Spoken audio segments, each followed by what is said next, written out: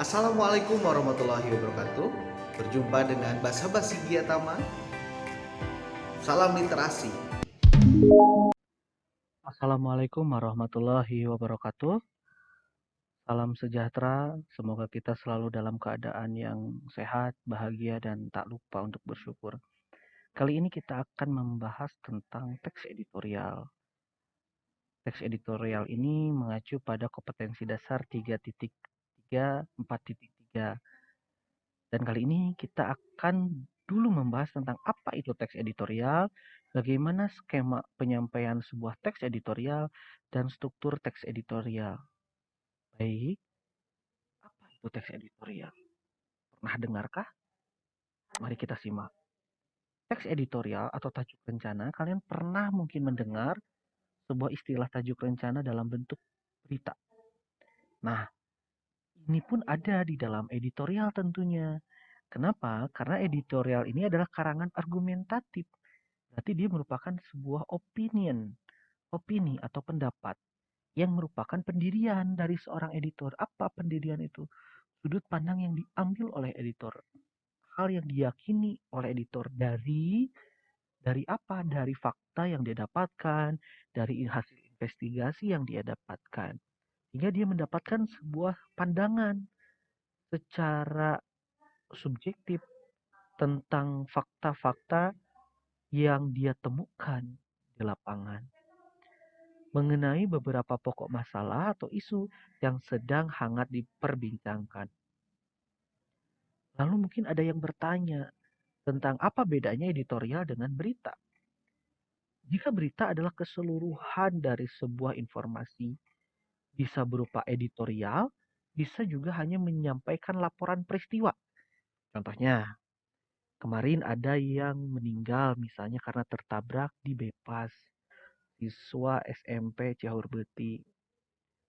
Nah, sebuah berita bisa hanya sekadar menyampaikan urutan kejadian dalam bentuk laporan. Misalnya, siapa yang meninggal, kapan dia meninggal, karena apa dia meninggal, dan bagaimana akhirnya dia sampai kepada keluarga si korban, bagaimana si pelakunya, dan seterusnya, bagaimana peristiwa itu bisa terjadi.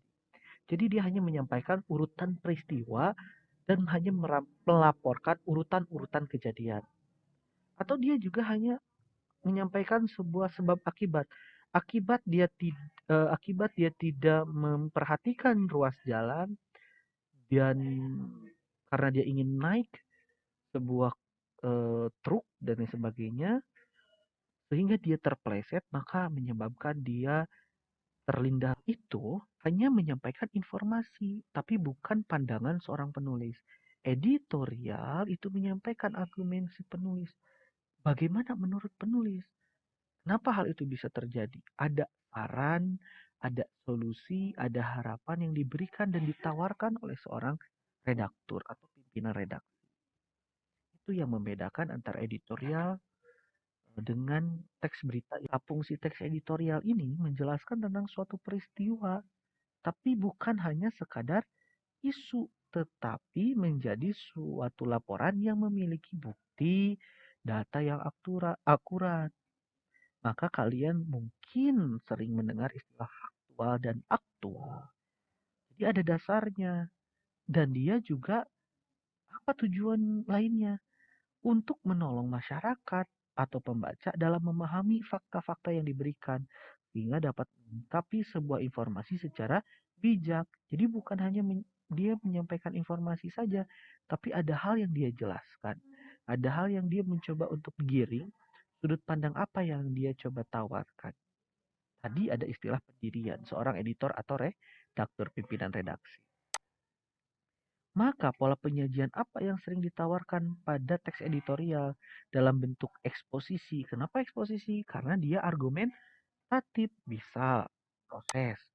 Tadi bukan hanya runtutan peristiwa, tapi ada hal yang ditawarkan sebagai bentuk pendapat. Bukan hanya kejadian seorang siswa, seorang anak yang mau pulang lalu karena kurang hati-hati terpleset dan hasilnya ada kecelakaan, tapi akan ada sebuah harapan. Misalnya dia mengharapkan tidak terulang kembali, dan misalnya dia juga memberi kritikan terhadap baik pengguna jalan maupun penegak hukum yang bertanggung jawab di bidang lalu lintas, atau dia menyampaikan sebuah solusi harusnya seperti apa, harusnya ada apa.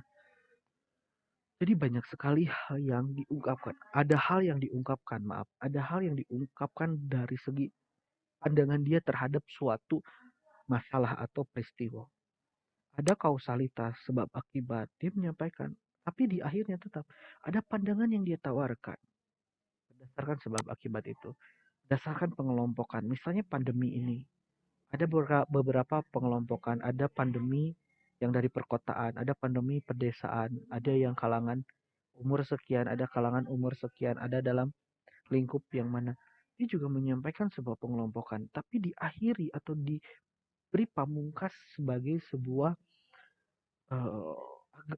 argumen, pendapat, entah harapan, entah kritikan, entah saran, dan lain sebagainya. Dia juga bisa berupa penjelasan. Ada juga hasil statistik, survei, analisis dia sampaikan. Ada perbandingan, dia membandingkan antara virus di Wuhan dengan virus di Indonesia, apa bedanya, apa persamaannya. Atau kontras, ada nggak kisah-kisah atau kejadian-kejadian nyata yang konkret, yang jelas gitu, yang nyata, yang bisa dia sampaikan sebagai bahan perbandingan, sebagai bahan penguatan. Nah, ini pola penyajian. Jadi bisa berupa proses, kausalitas, klasifikasi, definisi, analisis, komparasi. Bagaimana opini penulis ini tadi, ini esensinya. Dia bisa kritik. Jadi argumen yang dia bangun akan memberi sebuah pandangan kritis. Atau dia bisa berupa penilaian. Atau dia bisa berupa prediksi apa yang akan terjadi di kemudian hari jika itu terus-terus dilakukan misalnya. Atau harapan, apa yang diharapkan untuk kedepannya. Ada juga saran, ini solusi. Nah, itu tentang isi dari teks editorial. Bagaimana tentang strukturnya? Nah, ada pengenalan atau isu, atau juga istilah lain ada tesis. Nah, pendahuluan, pengenalan fenomena. Jadi, bagaimana nih fenomena? Dia akan mencoba mengantar kita untuk masuk ke dalam sebuah fenomena. Ketika kita akan menyampaikan sebuah argumen tentang PJJ misalnya, pembelajaran jarak jauh, dia akan menyampaikan dulu apa itu PJJ, apa itu PJJ, bagaimana kebijakan PJJ dan lain sebagainya. Lalu dia masuk ke argumennya. Bagaimana pendapat-pendapat dia tentang PJJ? Ada fakta apa di lapangan?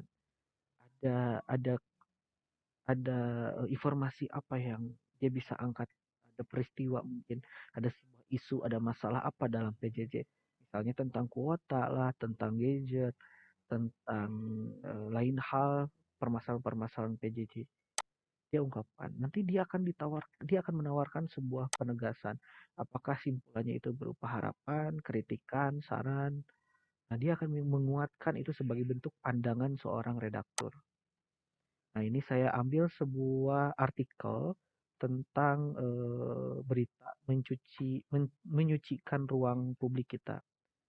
Nah, ini diambil dari www.satuharapan.com, salah satu media online. Nah, kalian bisa akses ini alamat webnya. Nah, kita lihat pada bagian awal dia menyampaikan sebuah pemberitaan, dia tidak langsung merta-merta memberi argumen, tapi dia menyampaikan dulu, memberi pengantaran dulu tentang apa itu pandemi, apa itu COVID-19, apa yang dialami dan dirasakan. Nah, maka pertama-tama dia akan menyampaikan sebuah pengenalan tentang permasalahan itu. Lalu di bagian kedua, ketika ada subjudul kangen pada ruang publik dan menyoroti ruang publik, dia munculkan sebuah argumen. Dia munculkan sebuah pandangan, pendapat dia, bagaimana dia mulai mencoba menyampaikan keresahannya, masalahnya, seperti sudah mulai jenuh orang-orang, sudah mulai tidak nyaman, harga kebutuhan ekonomi, banyak penyakit lain dan lain sebagainya. Baru di bagian akhir dia menawarkan sebuah harapan dan solusi. bagaimana pandemi ini bisa diatasi oleh pemerintah, oleh masyarakat, oleh publik. Dia mencoba menyampaikan sebuah solusi, harapan, dan bahkan ada kritikan sebagai bentuk pandangan dia sebagai seorang redaktur. Nah, editorialnya Sabar Subekti. Nah, editornya. Nah, ini adalah teks editorial dari Sabar Subekti dari web. Ini contoh bagaimana penyusunan. Ada pertanyaan, apakah teks editorial itu selamanya harus tersusun sesuai dengan sistematikanya? Tidak, karena ada juga beberapa media informasi yang menyampaikan teks editorialnya itu sangat random, acak. Nah, baik tidaknya itu tergantung pembaca bisa menerima atau tidaknya. Tapi sebagai pembelajar dan pengajar, kita mengenal dulu yang secara sistematis sehingga nanti kita bisa mencoba untuk lebih baik. Atau ada juga yang tidak diurutkan dari umum ke khusus, tapi ada juga argumen dari khusus ke umum. Biasanya dia diawali sebuah kritikan dulu, lalu muncul argumen, dan diakhiri oleh sebuah penjelasan umum. Kalian bisa lihat di teks yang kedua. Di sini kalian bisa coba berlatih untuk menentukan mana saja strukturnya, mana yang masuk ke dalam tesis, argumen, dan masuk ke dalam penegasan ulang. Nah, kalian juga bisa melihat bagaimana pola penyajiannya, apakah proses, kausalitas, atau bahkan proses dan kausalitas atau yang lainnya. Kalian bisa menyimak ini. Kalian bisa mencoba untuk menganalisis ini. Baiklah, orang bijak belajar karena ingin bisa, orang bodoh belajar karena mereka terpaksa. Jadi, ingatlah bahwa kita benar-benar ingin belajar bukan hanya sekedar absensi saja. Bukan hanya sekedar ya hadir, tapi kita tidak memahami. Jika ada pertanyaan, kalian bisa mengajukan seperti biasa di WA grup Bapak atau kalian bisa juga di kolom komentar di Google Classroom. Terima kasih untuk hari ini. Assalamualaikum warahmatullahi wabarakatuh.